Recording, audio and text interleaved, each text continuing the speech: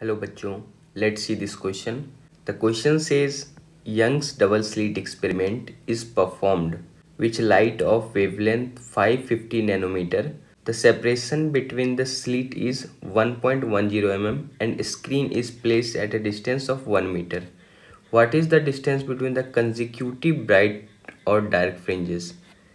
Question में कहा गया है कि यंग्स डबल स्लिट एक्सपेरिमेंट में जो लाइट यूज़ किया गया उसका वेवलेंथ दिया हुआ है 550 नैनोमीटर और दो स्लिट्स के बीच का सेपरेशन भी दिया हुआ है 1.1 mm और स्क्रीन जो है वो स्लिट से 1 मीटर दूरी पर है। तो हमें ये पता करना है कि कंजिक्यूटिव डार्क और ब्राइट फ्रिंज के बीच का दूरी क्या है। एक्चुअल में ये आपसे फ्रिंज विड्थ पूछा जा रहा है क्वेश्चन में।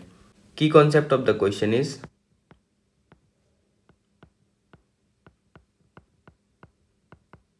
फ्रिंज विड्थ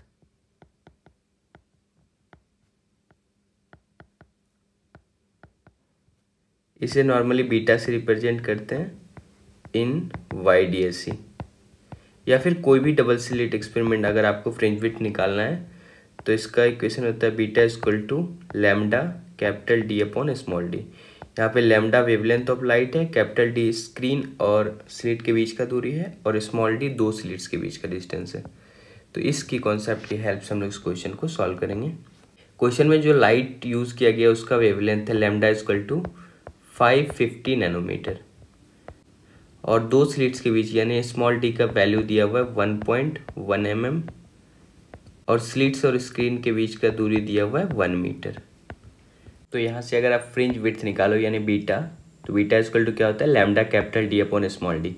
लैम्डा वैल्यू दिया हुआ है 550 नैनोमीटर।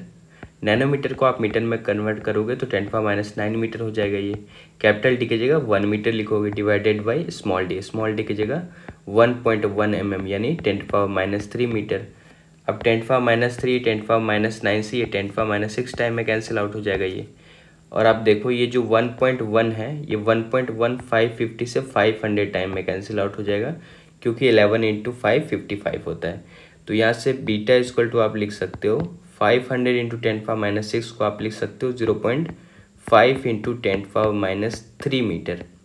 ऐसा लिखने से ये फ़ायदा हुआ कि बीटा को आप 0.5 mm के बराबर भी लिख सकते हो क्योंकि 1 mm इक्वल टू 10⁻³ मीटर होता है। तो बीटा यानी फ्रिंज विड्थ का वैल्यू आ गया 0.5 mm या फिर आप बोल सकते हो कंजिक्यूटिव डार्क और ब्राइट फ्रिंज के बीच का दूरी भी 0.5 mm है।